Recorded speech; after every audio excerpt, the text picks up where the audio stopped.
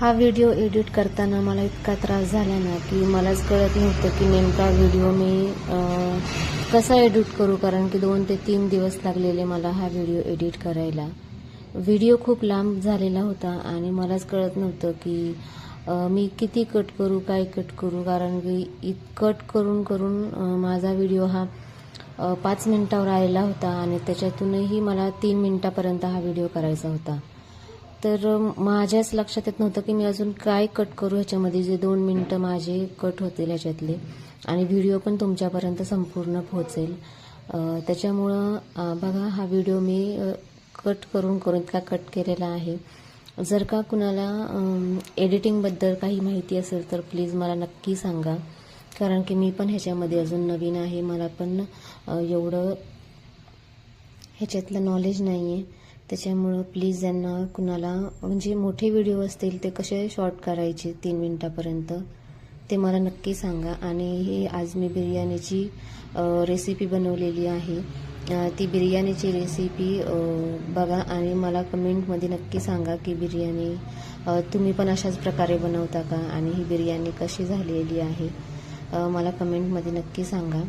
पण मी तर अशाच पद्धतीने बिर्याणी बनवते.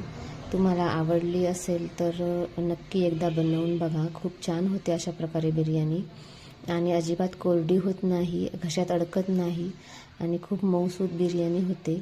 आणि तुम्हाला पण जर का कोरडी बिर्याणी नको असेल तर दही थोडं जास्त ॲड करा, कारण की दह्यामुळे आहे ना बिर्याणी सॉफ्ट होते, आपली भात सॉफ्ट होतो आणि असा कोरडा कोरडा होत नाही, छान होते बिर्याणी एकदम.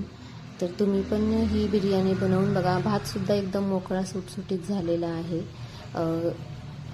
आणि भात कशा प्रकारे शिजवायचा ते सुद्धा मी ह्या व्हिडिओमध्ये तुम्हाला सांगितलेलं आहे.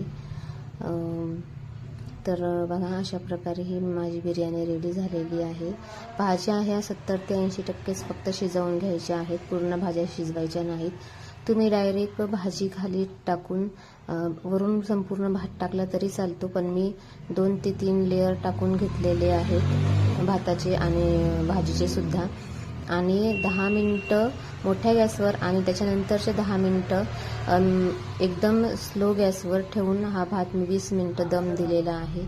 आणि वरून जे कोळशाची आपण धुरी देतो ती पण, त्याचा पण सुगंध अतिशय छान दरवळतो आणि तो भातामध्ये सर्वत्र पसरतो. तर तुम्ही पण बनवून बघा आणि व्हिडिओ आवडल्यास लाईक करा, शेअर करा आणि कमेंटसुद्धा नक्की करा. धन्यवाद.